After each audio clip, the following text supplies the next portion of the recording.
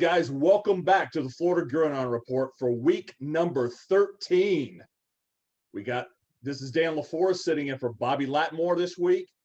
Welcome back, Coach Kyle Hayes with Coach Hayes Football, and a new face, Billy Daniel, coming in, longtime coach here in Central Florida, has coached at Evans, Bishop Moore, and just finished his stint at Timber Creek.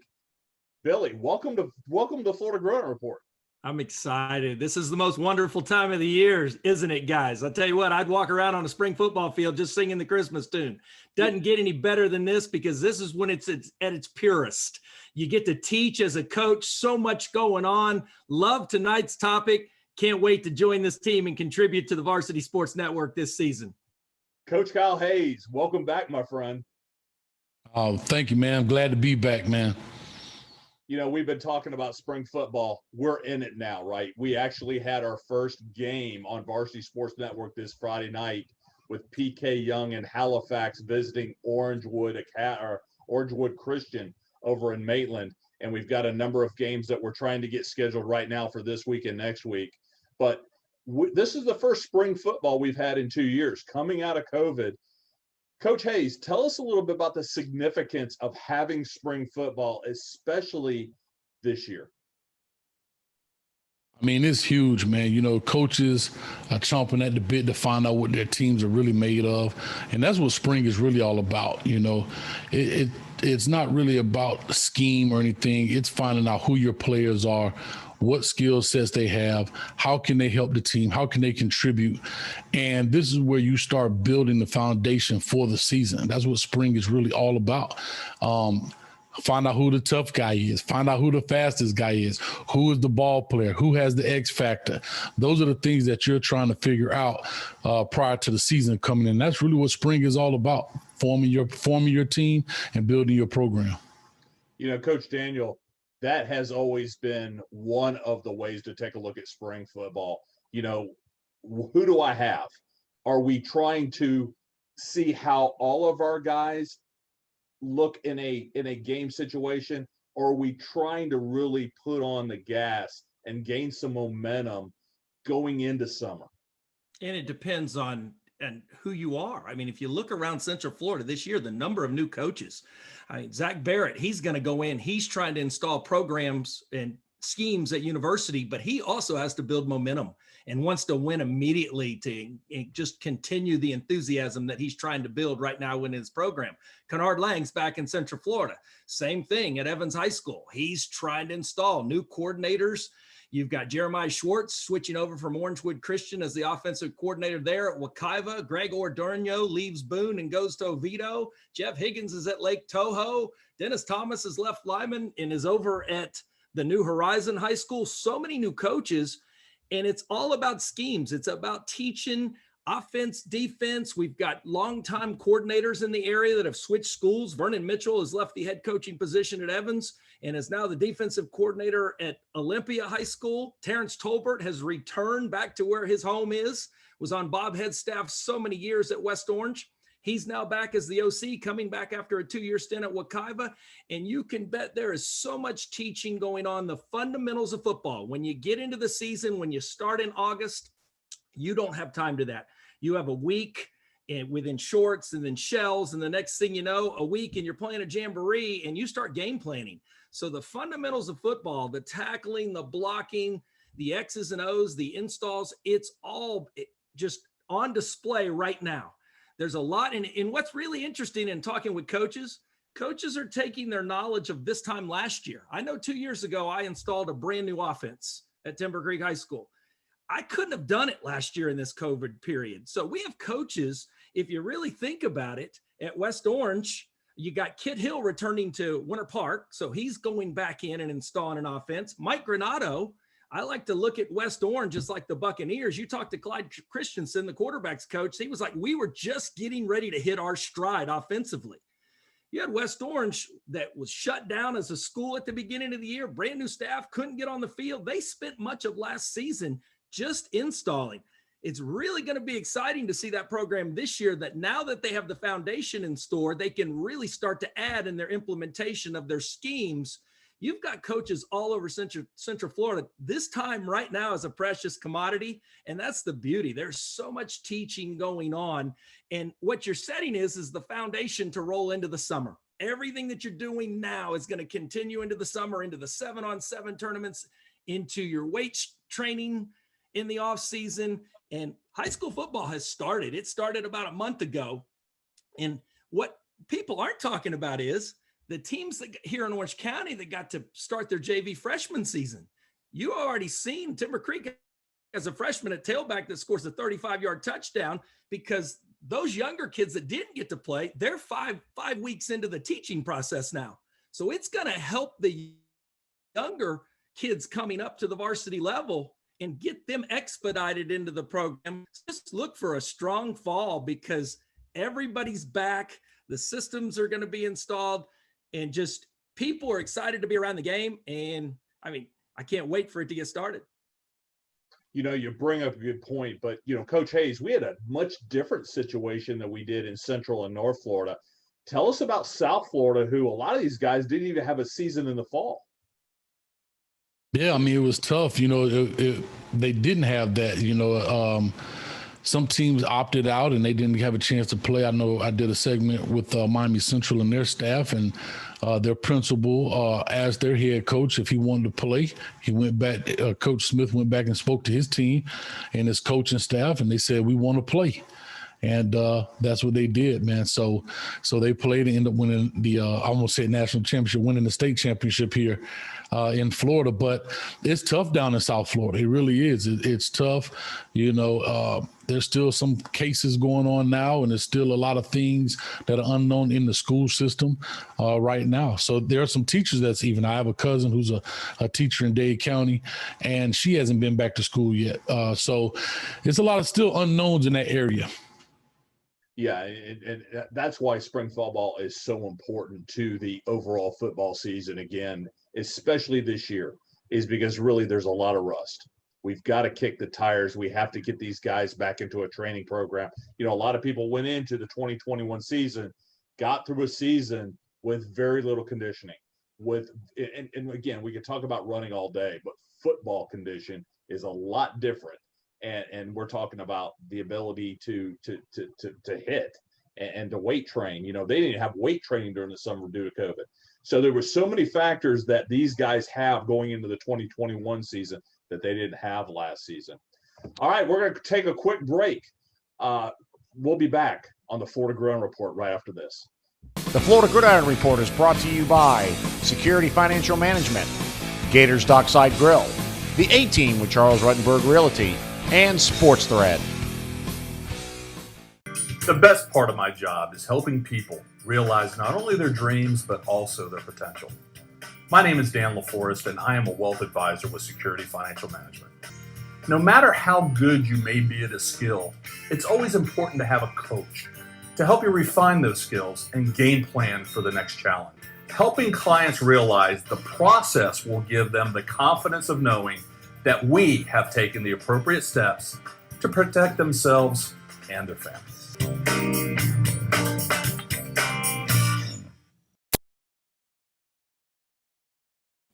Why did the golfer wear 2 pairs of pants? In case he got a hole in one. Now that's what I call a rib tickler. And here's something else you'll get a kick out of. Come into Gators Dockside during Rib Fest and enjoy delicious fall-off-the-bone ribs, char-grilled to order in one of 5 amazing flavors. For wings, seafood, sports, and ribs, you know where to go. It's Rib Fest at Gators Dockside. Meet me at the dock.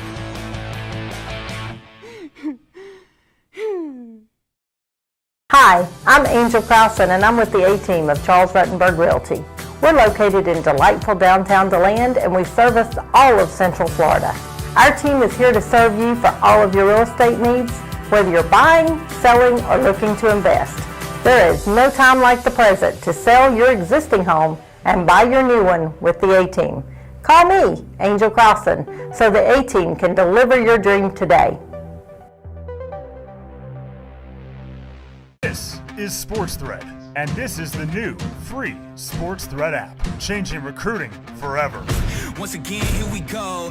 Know the name, know the flow. The First, social network made for athletes, where you can show your talent.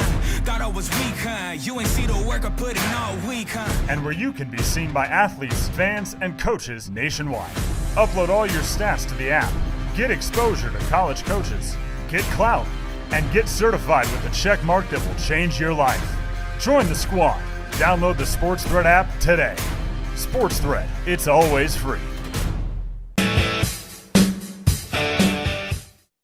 All right, welcome back to the Florida Gridiron Report. Coach Dan LaForest, Coach Kyle Hayes, and Coach Billy Daniel sitting in here talking about spring football.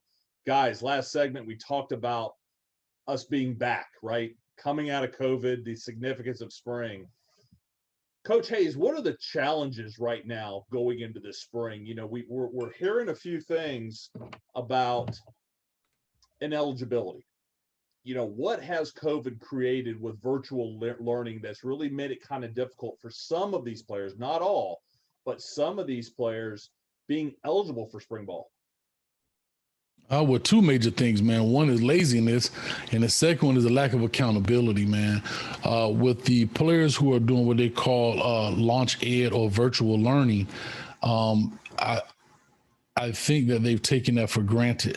And we have quite a few players who have not logged on properly, who is not doing the work properly. They think it's a game. And now that their grades are starting to suffer.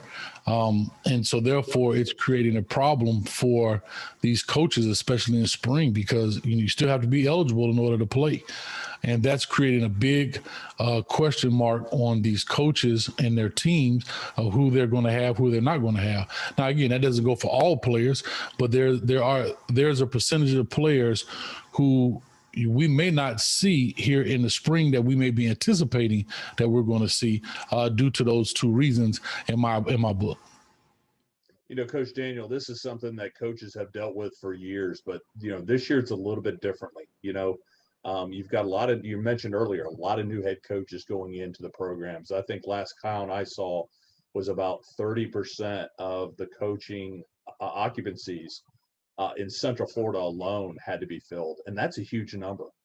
The challenges for some of these head coaches, how do they transition into a new program like this, gain the respect of their players, but yet, you know, find out who's actually the guys they can get on the field? And it's really important for these new coaches. Did they have a strong staff that they inherited, and did they keep the staff on board? Because if they did, the staff can act as the liaison, the bridge to build those relationships. The staff has their fingers on the pulse in terms of the kids and what their academics are, who's struggling. And that allows the head coach to expedite and start to work with teachers and identify those who are right there on the fringe. Because this entire online learning, if we've learned anything in the last year, that distance learning model doesn't work. And it's not just athletes, it's kids across the state in classrooms. We've proven kids need to be in classrooms in the presence of teachers for meaningful education to take place in this last year. But let's say you've got a coach come in and he brings an entire new staff. They're trying to just work the hallways and find kids and get kids to come out. They're listening to teachers, they're listening to administrators, obviously, but they don't know the kids. They're trying to figure out, where's this kid going to fit? What position is he? And they're not necessarily focused on the classroom if they don't have that awareness ahead of time on who those kids are that are right there on the bubble. And kids, it's easy. When you got them on campus, you can track them down. You can bring them in. The coaches, I know Coach Wells at Dr. Phillips does a good job in his dean role. He knows everything that's happening in every one of his kids' lives when it comes to his team and their academics, because he knows his faculty. New coaches coming in, they don't know anybody except for the guys that are going to sit next to him, line up next to him on the sideline that are on their staff. So it just makes it that much more difficult. You know, in a lot of cases, they're inheriting some of those staff members, so they're getting to know some of those guys as well. So yeah, you know, it can create a little bit of a problem. Plus, you've got kids that now have open transfers, so they may transfer out. Maybe a lot of the star kids that he would have been able to have a foundation. So it's a very difficult process for a brand new football coach. Then you talk about the inequities between counties. You could have the 2.0 And you could have a D, but as long as you have above a 2.0 in one county, you can still be out there in spring football. In a different county, you could have a 3.0, but if you have a D on your schedule, you're not allowed to participate. So that makes it tougher on certain staffs in certain areas of the state. That brings up a good point. Coach Hayes, we were talking about eligibility, but we were also talking about NCAA eligibility earlier. Yeah, man. I was bringing up this thing. It's called, the 6 semester. It's called a 710 requirement, and a lot of people don't realize this. Even some coaches don't. That now, in order for these players to be eligible, you must have completed 10 of your 16 core courses. And let me go back and explain what core is. I hear this so much. Is my core my weighted GPA or my unweighted? No, it's totally different. Okay. Your core are your English, your math, your science, those things. And it's not calculated through our school system. I don't know why we don't have some kind of calculation for that. If you're an athlete, it should be on your report card as well, but it's not. Usually whoever the guidance counselor is for athletics or NCAA who's over that, they usually have to go in and hand calculate that. But to go back, what they're saying in that requirement is that you must complete 10 of your 16 core courses prior to your 7th semester, which is the start of your senior year. Now, here's what a kicker is. Whatever you have prior to that 7th semester sticks, meaning, let's say, for example, you received a D in English 2. Well, that's technically passing for the county, but that hurts your GPA, or especially your core GPA overall. So if you do not correct that D prior to the start of your senior season, being that 7th semester, you cannot fix it in regards to the NCAA. Now, you may be able to fix it for graduation and so forth, but whatever you have sticks. And that's a few players have fallen through the cracks here within the state and just around the nation, according to that requirement. So you have to be sharp. You have to be on top of it. I know we hired to be football coaches, but that's part of it as well. You have to be on the academic side of it, and I always said this, if you're a coach and that's not your thing, make sure you have somebody that is their thing. Because I see a lot of players get caught in that net a lot of the times. And, a lot of counselors, this is no knock to them, they have a total different job requirement. Sometimes they miss it because they don't realize that rule is in place or that requirement is in place. And then when a college comes to maybe want to offer you a scholarship, now the red flag comes when they send it up to their academic people and they say, well, wait a minute, he's going to be ineligible academically. He may have to redshirt or sit out. And now that coach is saying, is this guy worth having him to sit out? Or do we go somewhere else where we have a guy that's ready to go in case we need him? So that's some of the pitfalls when it comes to it, when we talk about eligibility and so forth. And also, really quick, I do want to make sure I make this point. A lot of times players get caught in this pitfall too with the course recovery classes. Course recovery classes are not recognized by the NCAA. You must be in a Florida virtual class. Here's the biggest difference. A virtual class has an instructor. Course recovery class is self-paced. NCAA does not recognize a course unless it has an instructor, unless it's coded a certain way. So sometimes you can say, oh, I'm going to go back and take this econ class. Or I'm going to take this gov class over in credit recovery. It still will not be recognized by the NCAA. It must be part of maybe Orange County virtual, Florida virtual schools, or whatever different counties have a virtual with a teacher present. Right. And the challenges are there, but like you said, established coaches have a little bit more of a handle on what young men have issues with academics, but a brand new coach coming in is trying to figure out what guys can play football. And also have to tackle that eligibility issue. And that's why it's so important that they have the right people in the academic area, the guidance counselors that can help them get in there. All right, guys, that's a good thing. Hey, we're going to take a quick break. But when we get back, we've got Coach Bobby Raulerson from Fletcher High School up in North Florida, joining us to tell us about his spring ball. So you're watching the Florida Gridiron Report right here on Varsity Sports Network. We're the Lake May Rams, and you're watching Varsity Sports Network. The best part of my job is helping people realize not only their dreams, but also their potential. My name is Dan LaForest, and I am a wealth advisor with Security Financial Management. No matter how good you may be at a skill, it's always important to have a coach to help you refine those skills and game plan for the next challenge. Helping clients realize the process will give them the confidence of knowing that we have taken the appropriate steps to protect themselves and their families. This is Sports Thread, and this is the new free Sports Thread app, changing recruiting forever. Once again, here we go. Know the name, know the flow. The first social network made for athletes, where you can show your talent. Thought I was weak, huh? You ain't see the work I put in all week, huh? And where you can be seen by athletes, fans, and coaches nationwide. Upload all your stats to the app. Get exposure to college coaches. Get clout. And get certified with a check mark that will change your life. Join the squad. Download the Sports Thread app today. Sports Thread, it's always free.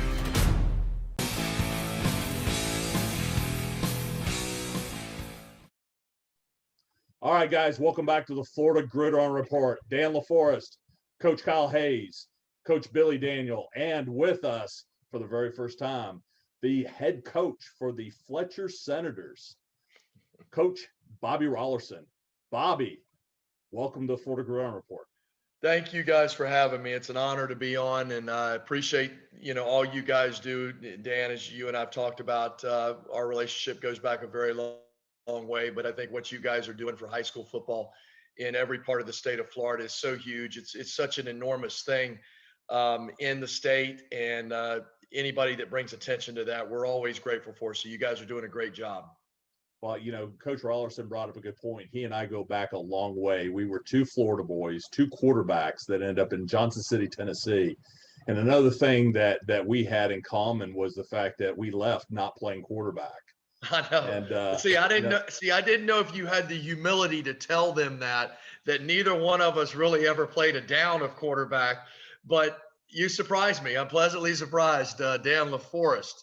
That's awesome. No, guys, we were recruited. You ended up as a tight end, and I ended up as a strong safety. That's right. Yeah, that's why I laugh at this transfer portal now, Coach. It's almost comical that these kids have these abilities to transfer. You and I were stuck. No matter what our decision was, we were stuck, and we had to find a way to get on the field. Yeah. It's definitely a different era that we're all kind of managing around and through. Even at the high school level, you talk about transfer portal at the college level. As you guys know, the longer that goes on, the longer and the more that begins to filter down to the high school level as well. So I miss those days. I'll be honest with you. I think there's something to be said for a guy like Kyle Trask, who's probably the most recent example of grinding through things that maybe didn't necessarily go the way he anticipated early on and being rewarded in the end for his hard work. But yeah, it's definitely a different era that we're coaching in right now. You're going into your second year with Fletcher High School, your alma mater, and that's something that we've talked about a lot here on the Florida Gridiron Report. We had Travis Rowland on from Daytona Beach, Mainland, just came back to his alma mater. Tell us about that moment when you actually were named the head coach for Fletcher 2 years ago. Well, I had gone back. I left Bishop Kenny, and I originally was going to begin helping my wife with a nonprofit ministry and business that she was wanting to get started. And we got going into that. And then we took in a foster kid at the time who ended up going to Fletcher. And so, through the process of taking him to workouts over the summer and just being around the program again, I really had no intention of coaching that year. I was going to be a dad just like everybody else that comes and stands on the fence and critiques the guys out there and tells them what they're not doing right. And I was fine with that. And the more I started going down there and dropping him off, I was exposed to Coach Kevin Brown, Coach Joe Reynolds, guys that I played for. And, what started out as, hey, Coach, will you watch these guys power clean? Or, Coach, will you watch these guys squat? Hey, Coach, can you come put these defensive backs through drills? Eventually, I just kind of got immersed in it again. But I just coached the defensive backs that year, my first year back, and was helping Coach Brown do that. And then he retired. And at that point, I had a long conversation with my wife. Was she ready, and was our family ready for me to jump back into it again? Because Fletcher was a job that I had always coveted. And I knew that if I was going to leave a really good position with Bishop Kenny, that would be one of the only places that I would want to go work in Duval County. And it came available. I interviewed for it, and I was offered that in January of 2020. So just as I was beginning to tell you before we got on the air, overwhelmed with passion and gratitude towards Coach Reynolds and Coach and our principal, Mr. Ledford, for giving me the opportunity to have an impact on the young men at the beach, and to go back, where I spent a bunch of time and really try to take a program that's really been extremely successful over the years and maintain that and try to grow that in the areas where we need to grow. So I wake up every day, and it never seems like it's a job. I'm going to a place that I love and I care about immensely. And so it's just been overwhelming, the experience. And I'm only, like you said, Dan, I'm only really kind of my second year in. Coach Hayes? Yeah, man, I think it's great that you get opportunity to walk the halls, right, of where you walk, so many times before. If you wouldn't mind sharing a story as you reminisce those things, as you kind of walked those halls for the first time, what were your thoughts as you kind of had a couple of flashbacks and things, if it's a story you can share? Well, it's more of kind of a comparison as I walked through the halls, and especially the first time that I was in the building as a teacher. And this was even before I became the head coach. I walked by where my old locker was, and that whole aisle of my locker, I remember distinctly my senior year, that was the hangout for all of my teammates. We had gotten all of our lockers in the same area there. And as I was walking by, ironically, there was 5 or 6 football players there. And that flashback of, yeah, man, 35 years ago, that was you and George Searcy and Kevin Watson and Jeff Herbanek and Brady Ackerman and guys that I went to school with. And it's funny because you look at those guys, and maybe the way they dress has changed a little bit. Maybe the way their hair has changed a little bit, but the same feelings of, those athletes, they stick together. And it was really cool to kind of have that first moment of, man, not, I wanted to say not too long ago, but it was a long time ago. That was you and all of your buddies there in the hallway there on B Hall hanging out. So really cool. And Fletcher's a place that hadn't changed a whole lot. I mean, the hallways look the same. The gym looks the same. I mean, it's really neat to go back and be around a place where I'm familiar with it. And there's still some of the same faces still there that were there when I played. Coach Daniel. Coach, heading back to your alma mater, and especially when you're going back and working for somebody who coached you, I've done that myself with Bill Gerke here in town in Orlando. What are some of the things? Because I'm sure you learned so much, and a big part of who you are today as a coach comes from that former coaching staff. Dan and I have talked about this in the past. There's a different way, somebody that came through the coaching ranks 20, 30 years ago and how things were done.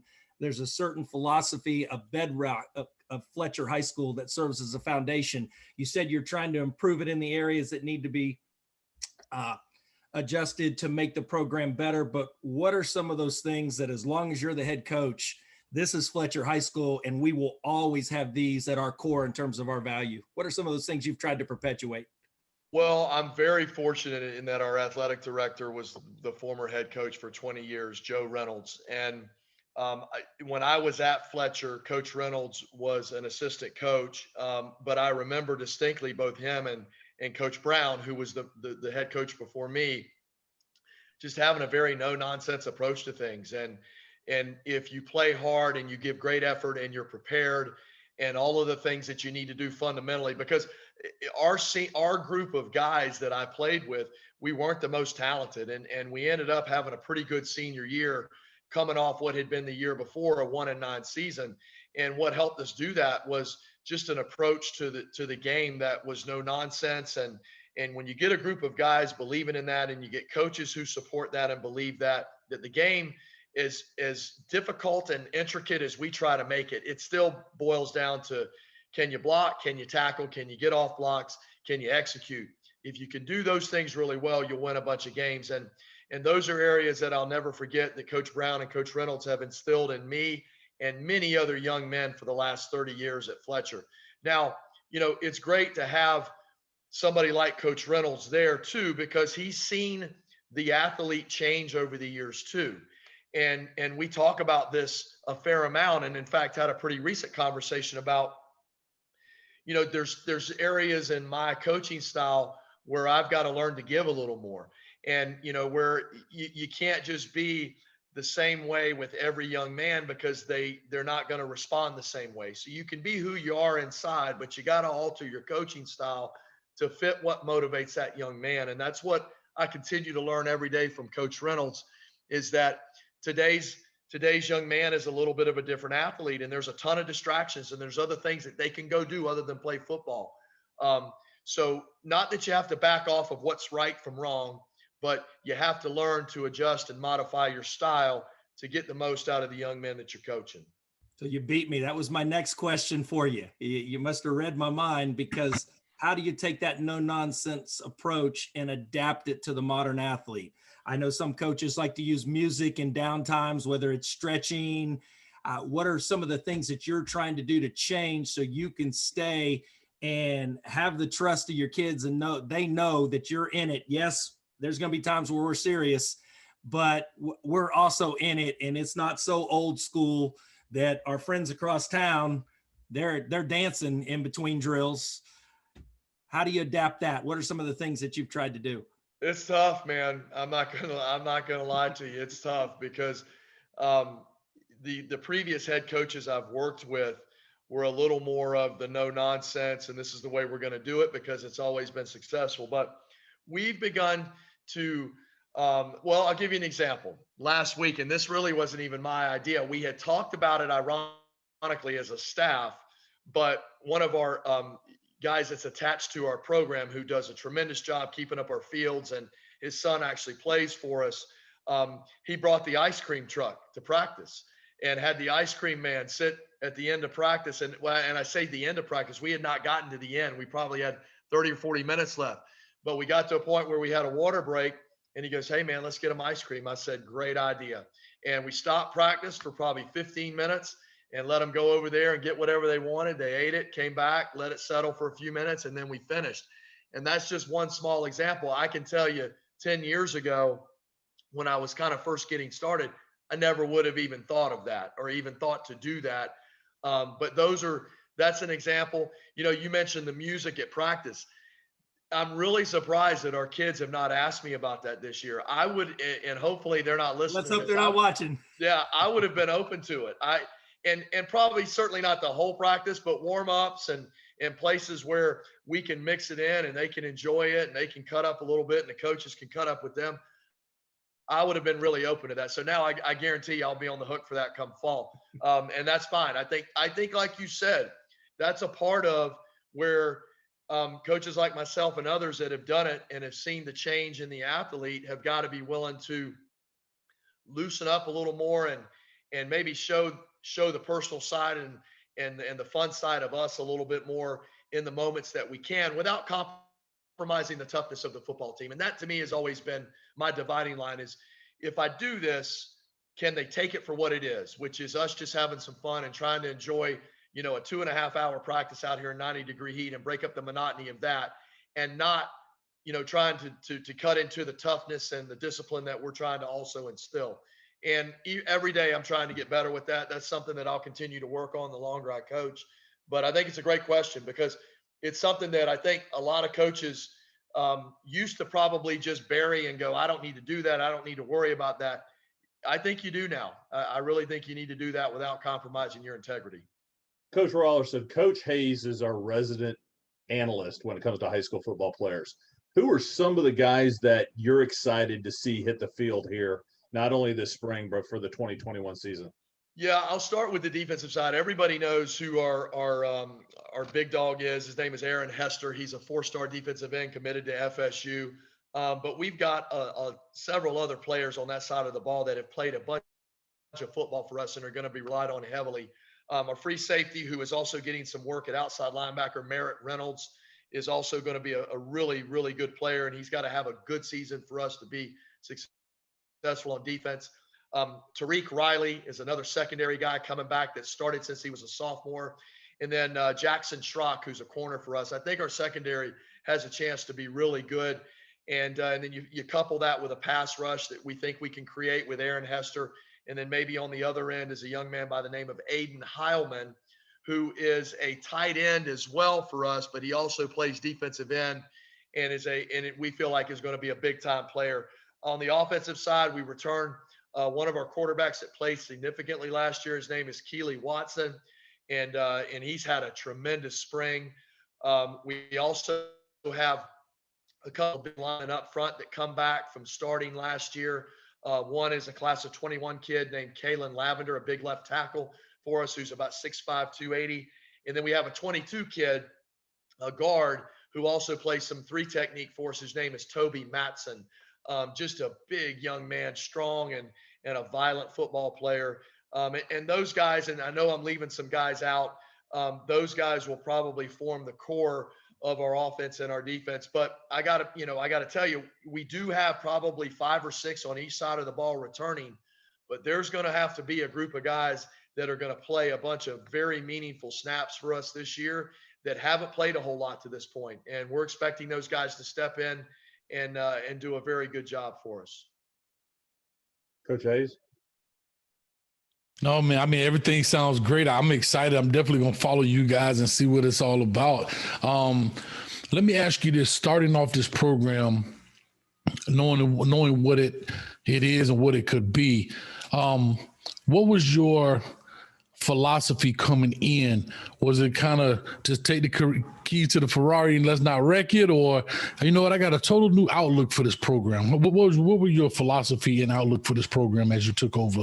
I think, I'm not escaping taking the easy way out when I answer this. I think it was probably a little bit of both, because Fletcher's has had a lot of success under Coach Brown, Coach Reynolds, Coach Corey.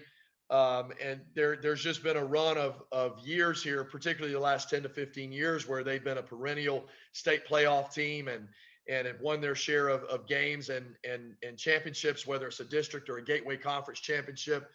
And so I didn't want to ever lose that aspect of being a physical football team, which if you've ever played Fletcher, that's what they're known for, is big offensive linemen and always having at least one running back that can go. And the last 2 years, we were so blessed to have a young man by the name of Miles Montgomery, who is going to the University of Cincinnati. He rushed for 2,000 plus yards his junior year, and then he followed that up with almost 1,500 last year. And we only played 8 games last year, 7 games. And we were very, very fortunate to have a big offensive line the last 2 years that could move people. So I never wanted to get away from that toughness and physical style of play. Where I thought we needed to improve is in the passing game. And I think we've been able to do that, particularly in the spring. We were able to add a coach to our staff by the name of Jeff DeSandro, who was a former head coach at Ponte Vedra, and he has been my offensive coordinator in years past at Bishop Kenny. And we have a great relationship and working knowledge of one another. And so I think we've been able to really build on our run game, but also I think be able to throw the ball effectively. Now we'll certainly get tested as we play this Thursday and then going into the fall on whether or not that happens. But, in this day and age, you can't just line up and run the ball at teams that are of equal talent or more talent than you. You've got to be able to do both, at least to some extent. And I thought, last year when we got ourselves into a little bit of trouble is when teams could at least limit us running, and we just weren't able to throw it as well as I would have liked. So one of the things that we've been able to do, just by virtue of not having to worry about COVID in the winter and the spring, is get out on the field and throw some, and that's really helped us going into spring ball. But I'll tell you guys, my philosophy, no matter if I was coaching at Fletcher or anywhere else, is I want to be able to bully people in the run game. And I think our team, our mantra is, we want to come off the football and run the ball and only throw it when we want to throw it, not when we necessarily have to throw it. And so that for me will always be what I want Fletcher to be identified as, is a physical football team that runs it, but we will play action you and keep you honest through the year. All right, guys. I'm sorry, I want to ask one follow-up because it just jogged my memory when you talked about toughness. And there's one guy, I hope you know who this is, who actually played at Fletcher, and I had an opportunity to coach him when I was at FIU. His name was Jake Medlock. Yeah, I know Jake very well. He comes from a long line of Medlocks their dad coached there forever, was an outstanding coach, and I know he's got brothers that have all played there. Yes. And they still tell stories. Coach Reynolds and Coach Brown still tell stories about Jake Medlock and what he meant to Fletcher football. So I know you had to enjoy that. Great young man. He's a tough, great guy, but he's tougher than bending a 2-inch nail, man. He's a tough dude. I've seen him play through some injuries at FIU that most men would have went and sat down. So I still talk to him to this day. And yeah, definitely, man. That's great, man. That's great. Yeah, you could mention a lot of guys in that same vein with toughness. Fletcher's put a lot of guys in college, and it's really been a great football program over the years for doing that. All right, guys, that is Coach Bobby Raulerson for the Fletcher Senators. You're watching the Florida Gridiron Report. We'll be right back after these messages. The Florida Gridiron Report is brought to you by Security Financial Management, Gators Dockside Grill, the A-Team with Charles Ruttenberg Realty, and Sports Thread. The best part of my job is helping people realize not only their dreams, but also their potential. My name is Dan LaForest, and I am a wealth advisor with Security Financial Management. No matter how good you may be at a skill, it's always important to have a coach to help you refine those skills and game plan for the next challenge. Helping clients realize the process will give them the confidence of knowing that we have taken the appropriate steps to protect themselves and their families.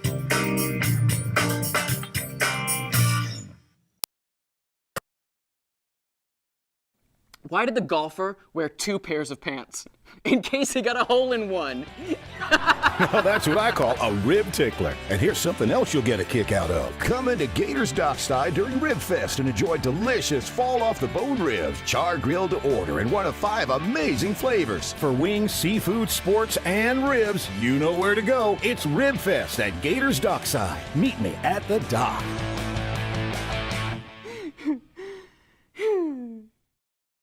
Hi, I'm Angel Crowson, and I'm with the A-Team of Charles Ruttenberg Realty. We're located in delightful downtown DeLand, and we service all of Central Florida. Our team is here to serve you for all of your real estate needs, whether you're buying, selling, or looking to invest. There is no time like the present to sell your existing home and buy your new one with the A-Team. Call me, Angel Crowson, so the A-Team can deliver your dream today. This is Sports Thread, and this is the new free Sports Thread app, changing recruiting forever. Once again, here we go. Know the name, know the flow. The first social network made for athletes, where you can show your talent. Thought I was weak, huh? You ain't see the work I put in all week, huh? And where you can be seen by athletes, fans, and coaches nationwide. Upload all your stats to the app. Get exposure to college coaches. Get clout. And get certified with a check mark that will change your life. Join the squad. Download the Sports Thread app today. Sports Thread, it's always free.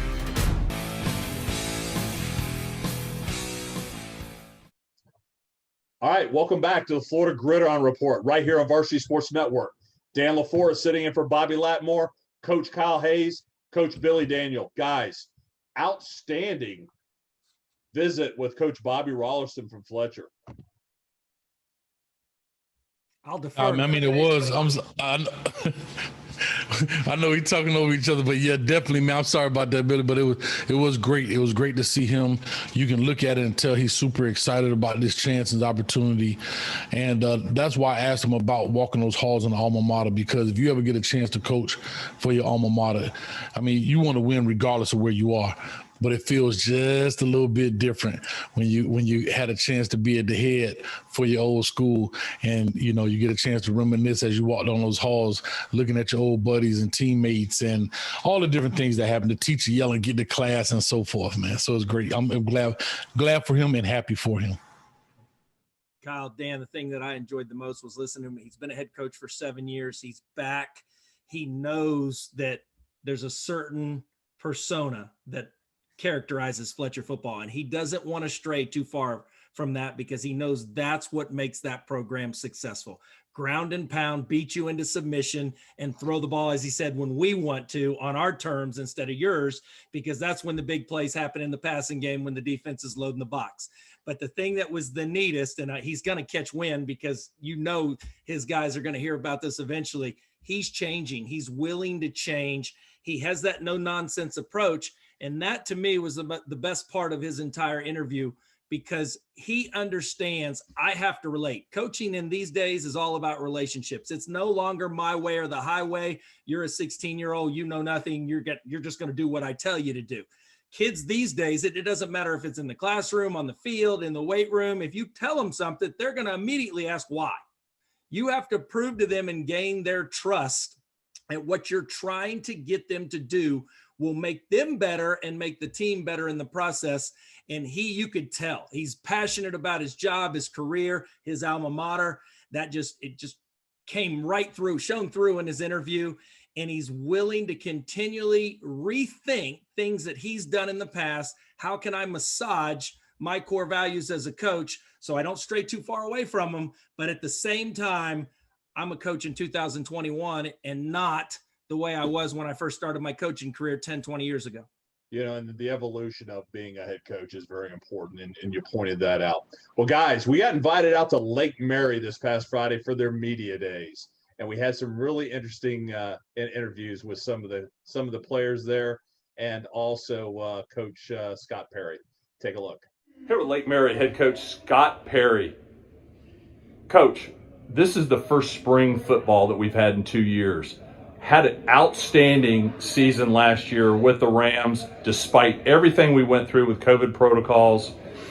Tell me about how this spring has been going so far. We had a great turnout. Freshmen, JV, and varsity teams, just getting better every day. We had a lot of guys come back on the defensive side at the varsity level, and we're expecting them to do great things. They've been developing. Pretty tough to getting movement on the ball with them.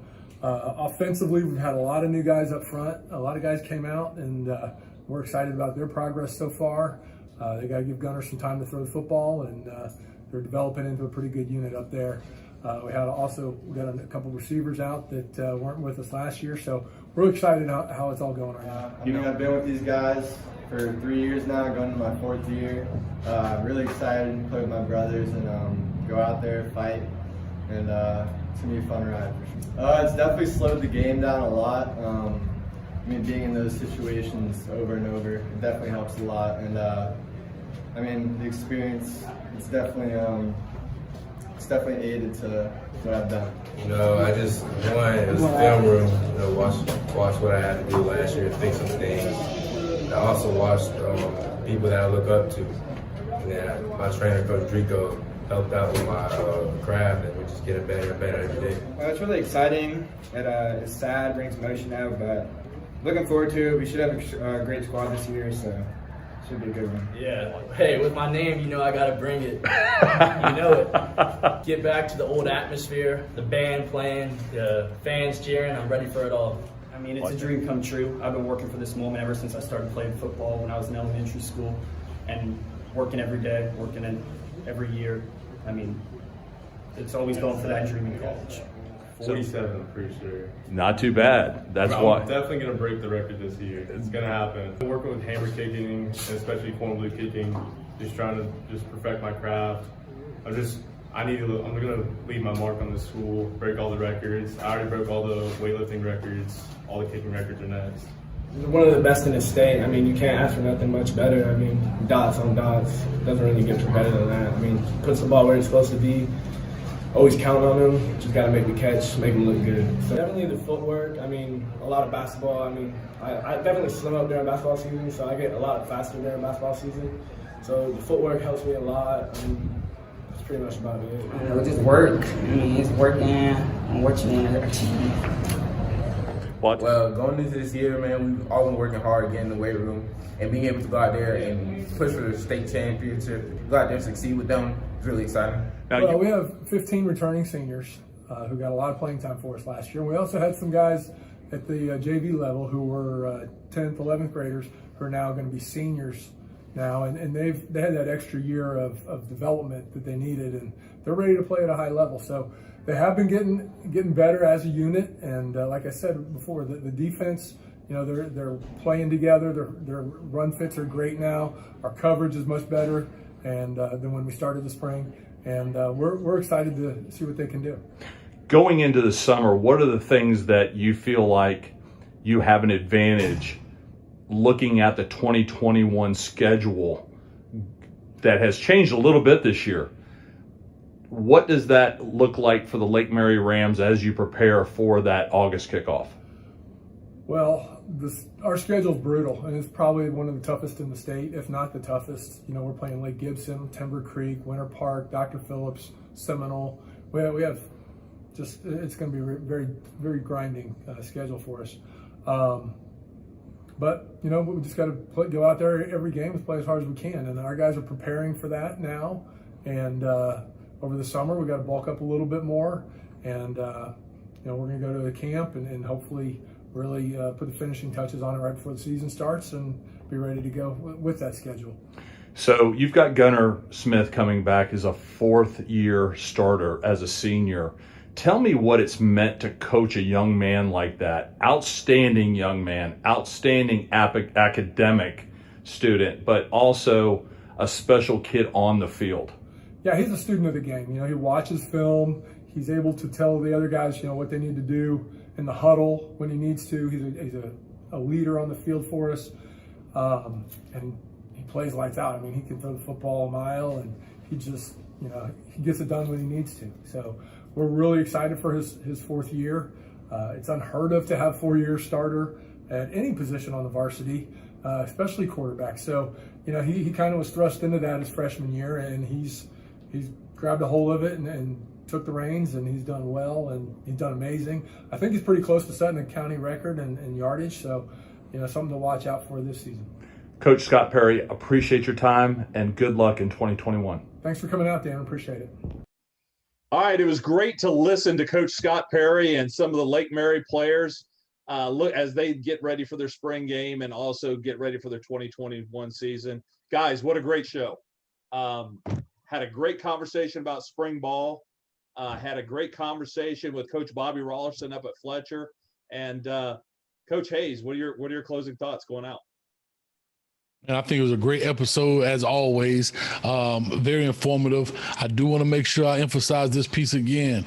Make sure if you're an athlete watching this or a parent of an athlete watching this, a coach, a counselor, whomever, if you have athletes right now, this is the time to start checking it before they start their August semester. Check those things now. We talked about the 10-16 or the 10-7 requirement. Make sure you check it out, because we don't want any of our young guys falling through the crack just because of a simple oversight. So this is the time you can fix it now as well as in the summer, because as soon as August hits, it's done if they're upcoming senior. Coach Billy Daniel. Kyle, Dan, I can't wait. We're in the heart of spring football. The best games in Central Florida will take place at the end of this week and then next week. So can't wait for our next episode where we can talk about what actually happened and talk about performances. Who are the kids that are up and coming that no one knows of that just had an incredible performance, showed out, as the kids would say. And who are the mainstays that we know that are always going to be there at the top of high school football in our area, and to be able to talk about their new faces as well and their coaching staffs, especially those coaching staffs we mentioned earlier.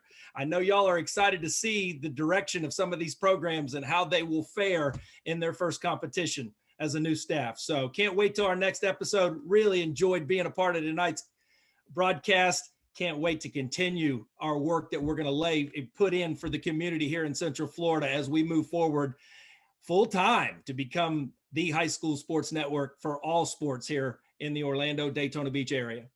I tell you what, that'll put it on for episode number 13, guys. We've been in this thing for over 3 months. The Florida Gridiron Report. I'm Dan LaForest, Coach Kyle Hayes, Coach Billy Daniels. Thanks a lot for joining us. And follow us on Twitter at VSN-Orlando or on Facebook, VSN-Orlando, and look for upcoming schedules of games we're going to be broadcasting in your area. All right, guys, we'll see you next week.